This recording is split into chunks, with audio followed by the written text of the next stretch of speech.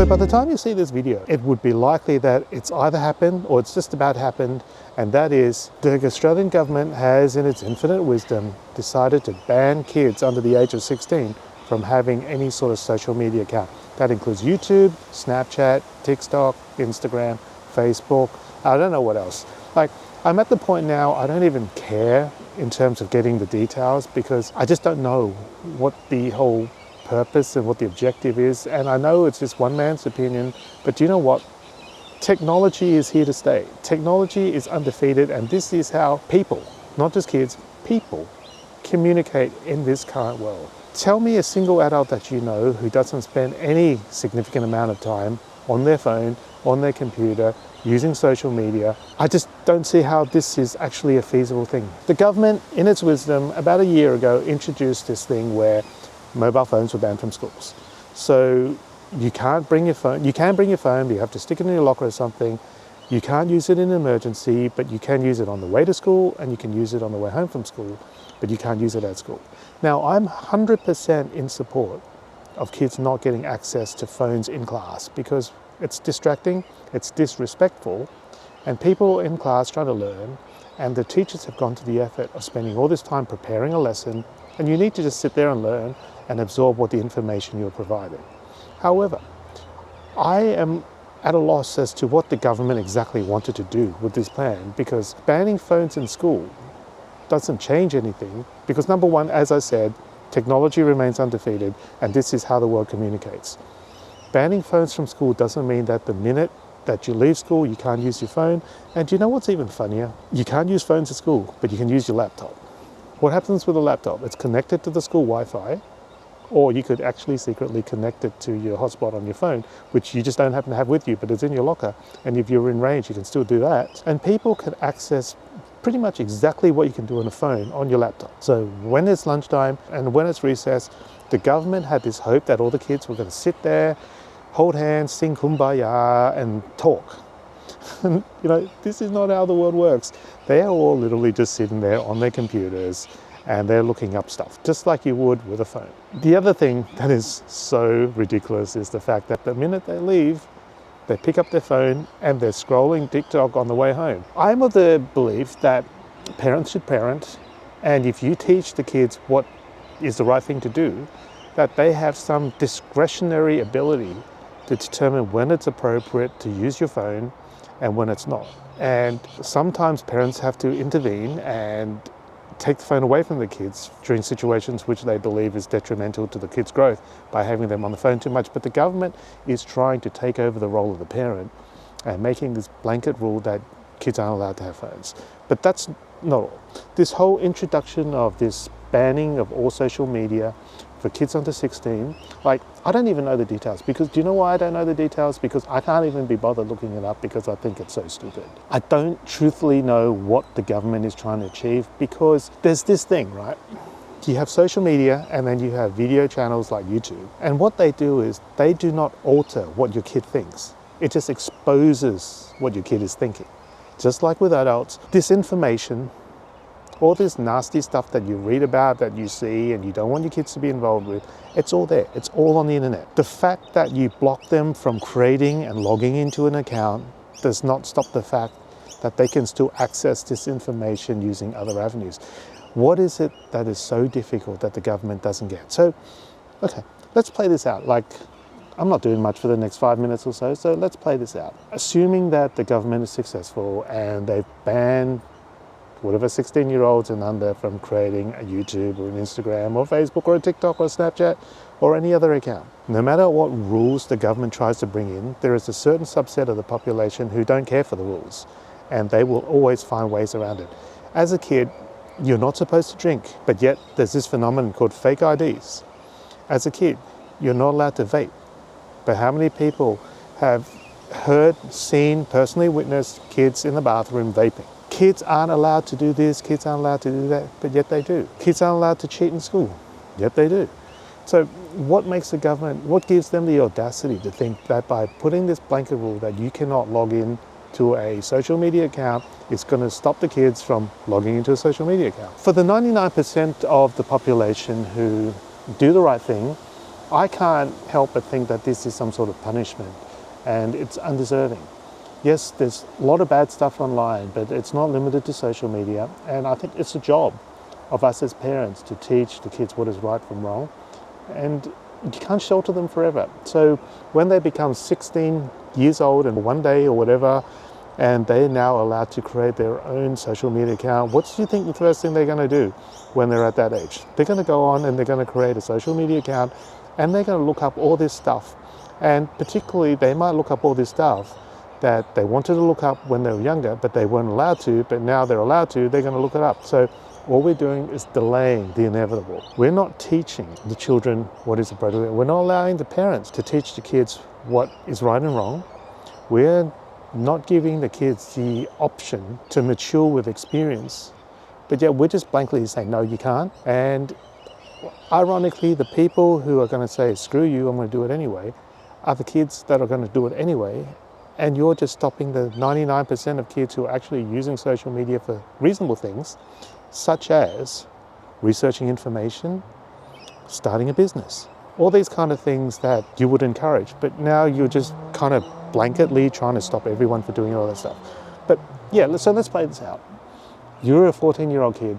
You've just been hit with this ban where you've been using YouTube, Facebook, TikTok all along.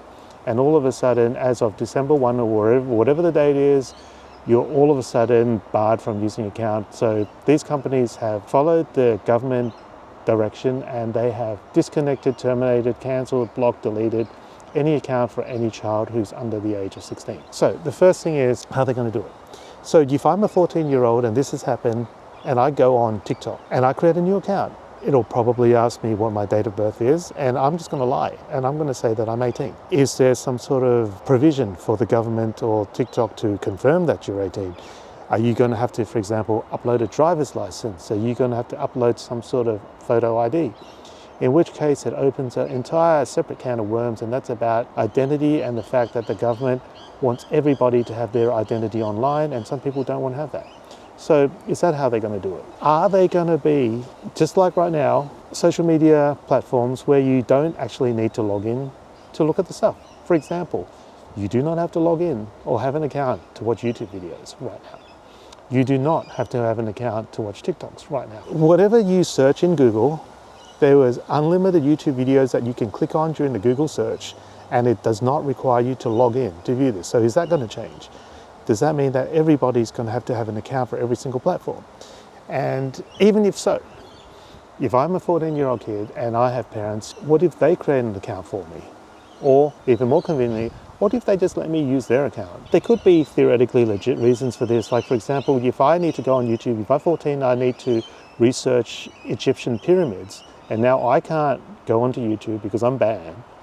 I am going to ask, Mom, Dad, can I use your YouTube so I can look this up? And they're probably going to say yes. When they turn their head, instead of looking at Egyptian pyramids, I'm going to look up porn, for example, and nobody is really going to be able to stop me. And don't forget, all those pre-existing learning tools which require things like YouTube that the teachers have created, you are no longer going to be able to do any of that because theoretically it's all blocked. It's all banned. None of your kids are going to be able to watch any instructional videos on YouTube. They're not going to be able to watch. I mean, I've found some really cool YouTube channels which teaches you in a really simplistic way how to do certain math equations. And all of a sudden now they're all going to be blocked. We're going to have a generation of kids in Australia, because I feel like that this may be the only country in the world where this has happened. There may be a few others, I could be wrong, but like I said, I haven't done any research in this because I'm just so amazed by the lack of foresight that the government's had, that I just really don't think that whatever they decide is going to work. But anyhow, we're going to breed a generation of Australian children who are going to be behind the rest of the world because we don't allow them to use social media anymore. And like it or not, social media is the way that the world communicates these days. There are kids right now who are 12, 13, 14, 15 who have legitimate, viable businesses that do online. Whether that's making crochet animals, whether it's selling Pokemon cards, whether it's recording music. And what, all of a sudden these kids are not going to be able to access their accounts, they're not going to be able to promote themselves on social media, they're not going to be able to do video demonstrations of how to make these said crochet figures. Is this what the government wants to happen? Does the government want children these days to stifle their creativity? Like, I get it, social media is full of really nasty stuff, and whatever you search comes out as part of the algorithm, and basically social media these days exposes you for who you are. So if you search puppies and rainbows and happiness, your feed gets filled with, surprisingly, puppies, rainbow and happiness. But if you like to watch war, violence, nudity, that's what's going to come up. And that's basically just exposes the person for who they are. And realistically, I just don't see any way that by banning social media for children, this is going to stop. Banning phones in school, like banning social media right now, as I believe, is not going to stop bullying. It's not going to hit the problem at its core, because people will always find ways around rules. I have not heard of any scenario where kids have stopped being bullied at school just because they haven't been able to use their phones at school. Like, I just don't know what to say about that. It's like we're doing something which sounds good to certain naive adults by telling them that we are going to be able to fix everything by banning stuff. Banning stuff has never worked in the history of time. Prohibition didn't work. Heavy financial penalties and the threat of jail doesn't work. Putting pictures of ischemic toes and people who've had a stroke on the back of a cigarette box does not work. So what makes the government think that banning social media for kids is going to work? I mean, how naive are we to be living in 2025 in a society where it's not just kids, where adults spend the predominant amount of their waking hours on their phone, doom scrolling through social media? How is this going to work? I know that there's going to be some parents who are so happy that this is going to happen because they think that it's going to fix everything. And in an ideal world, if it did fix everything, then maybe it's worth consideration. But the truth is, it's not going to fix everything. The kids who are going to be affected by this social media ban are the kids who are using social media responsibly. They're the kids who are trying to be creative, they're trying to start a business, they're trying to promote themselves, they're trying to document stuff, they're trying to just do something which they know that as they become an adult, this is going to be a massive part of their life, because this is a massive part of every adult's life. The kids that the government are trying to target, the kids who are going to use social media for evil instead of good, are the kids who are invariably going to find a loophole, a way to get around this, whether it's possible to create a fake account, whether it's just using their parents' account, whether it's just not using social media but just doing exactly the same thing, using other apps, software, websites. And you know what? When you start banning stuff, just like when you, and I'm not saying it's a good thing, the fact that you make things hard for people to access, there's people out there who are going to go to their effort, and there are really smart people out there who can do this, who are going to create alternate platforms, alternate websites, which are going to give them exactly the same information, if not better. And the only people who are going to suffer are the kids who follow the rules. I don't know what else to say. I know that there are a lot of people who are likely to be in the comments and telling me that I'm wrong, which is cool, because this is just one man's opinion. And if I thought that this was going to fix everything, I would be all for it, but I know it's not going to be, and that's just the reality of life. I don't know what else to say. I see no situation, I see no scenario that kids are going to be better behaved, they're going to be more mature, they're going to be more sensitive, they're going to not bully other kids, and they're going to live a better life by just creating a blanket ban on all social media. And if the kids end up falling behind because they can't access the information they need to learn, and they can't access the platforms that they need in order to be creative, I think that's actually a negative thing, don't you? So I know, as one man's opinion, that nothing's going to change from this video, and I know that there's people who are going to agree and the people who are going to disagree, and ultimately it's going to make no difference because the government's decided to do what it's going to do, and let's just see what happens. Let's see how quickly or how long it will take for somebody to work a way around all these rules and give the kids access to the same stuff that the government's trying to ban in the first place. Whether it's a good thing, whether it's a bad thing,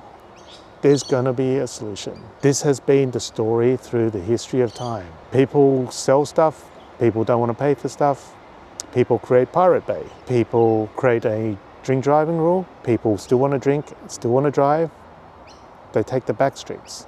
People create laws about speeding, People buy radar detectors. People have rules about tax. People send all their money to the Cayman Islands. There's always loopholes. There's always ways to get around everything. And even though all of these things are theoretically illegal, it does not stop the fact that it happens. And I just really think that the government has done this so that it can just hit on the nerves of parents who are frustrated with the way that their kids are. And they are holding a hope that this is going to fix all the problems that they have with the kids. And sadly, I strongly believe that this is not going to do that. And it may earn them some votes because it sounds like the government's been proactive and doing something useful, but ultimately this is a complete pie in the sky. It is a complete waste of time, and that is my true opinion. I literally don't know what else to say. I'm super happy to continue the discussion in the comments. As long as everyone's been nice, you can agree, you can disagree. This is a free world. I really just wanted to come on here and voice my 2 cents and actually get some feedback on what you guys think and how you guys think that this can be implemented in a way that is equitable. So it's not like the people who are doing the right thing are no longer able to access it, and the people who are doing the wrong thing can still access it and perhaps score some sort of a financial, academic, business advantage over this. And I just wanted to ask you guys how you think that this is going to actually work, and whether you actually believe that this is going to work, and whether you think that this is actually to the benefit of your kids, or whether this is just another ploy to get votes. So that's it for the week. Thank you for watching. Remember to give me a like and subscribe if you like my video, and I'll catch you next week in another video. Everybody have a great weekend. See ya.